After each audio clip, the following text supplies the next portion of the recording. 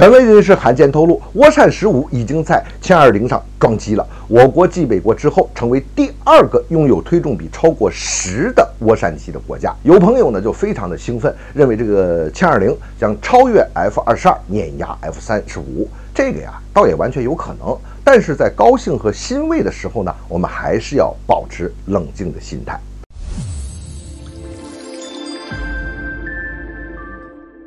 欢迎来到张斌观察，我是张斌。峨眉发动机这件事儿看来是实锤了。最近咱们在召开的2022中国航空产业大会主旨报告会上啊，这个刘大祥院士他就透露出来说，这个涡扇15已经在歼20上这个装机首飞了，正在全面进行这个试飞呢。但是呢，暂未批量啊，是装备歼20列装部队。目前呢，这个全球范围内啊，你看这个绝大多数战斗机用的这个发动机都是推重比在8左右的中等推力发动机。你像美国 F-15、F-16这个飞机上用的这个 F-110系列啊，俄罗斯的苏-27、苏-30系列啊，它用的呢是这个 AL-31，还有欧洲台风战机用的那个 EJ-200，大概都是这么一个推重比的这个航法。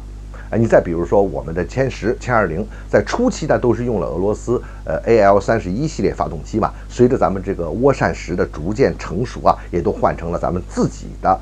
国产的发动机。不过呢，即便是已经达到同代顶级水平的涡扇10C3这个发动机啊，推重比啊虽然没有公布，但是呢也肯定也就是在8.5以内。咱们有时候说看一款这个航发呀是不是先进哈，这个比较简单粗暴的一个对比方法，那你就是直接看它的推重比，就是它的推力和自身重量的比值，推重比越大，它的性能就越好，设计制造水平也就越高。你比如说吧，你弄一个发动机，你说你功率再大，但是你要是体积特别大，重量也大的话，说明你这个水平还是不行。目前全世界最先进的军用航发只有 F-22用的这个 F-119，现在F-35用的这个 F-135发动机啊，这2种发动机的推重比都超过了10。你像 F-22用的这个F-119普惠100，就是这个 F-119 PW100这个发动机的推重比，它已经达到了10.05。根据刘院士的介绍呢，咱们的涡扇15的推重比已经达到了10以上。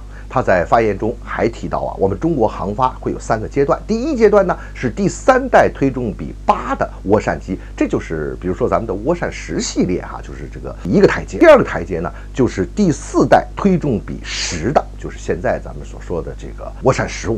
啊，这个峨眉机。还有呢第3个台阶就是要突破5代推重比12到15的涡扇发动机。那现在看来呢，咱们这个歼20的作战、隐身等性能呢，那已经是在 F-22之上了，和 F-35比呢，那也是各有优势。你比如说在航程啊、载弹量什么方面，还有这个智能化方面，那可是歼20是占很多优势的。但是在发动机这一块呀，我们确实是一个短板。如果说歼20能够换装涡扇15这个峨眉机，那么整体性能确实是超越和碾压 F-22和 F-35的。但是与此同时啊，我们呀也要看到一点，就是我们在发动机的很多方面，比如说研制速度上，还是滞后于了我们的计划，比我们的计划要慢。而且在发动机的可靠性和售标上这还是不如这个美国的，这是客观事实。所以我们要有清醒的认知。刘院士现在所提到的5代推重比12到15的那个涡扇发动机啊，很显然那就不是为这个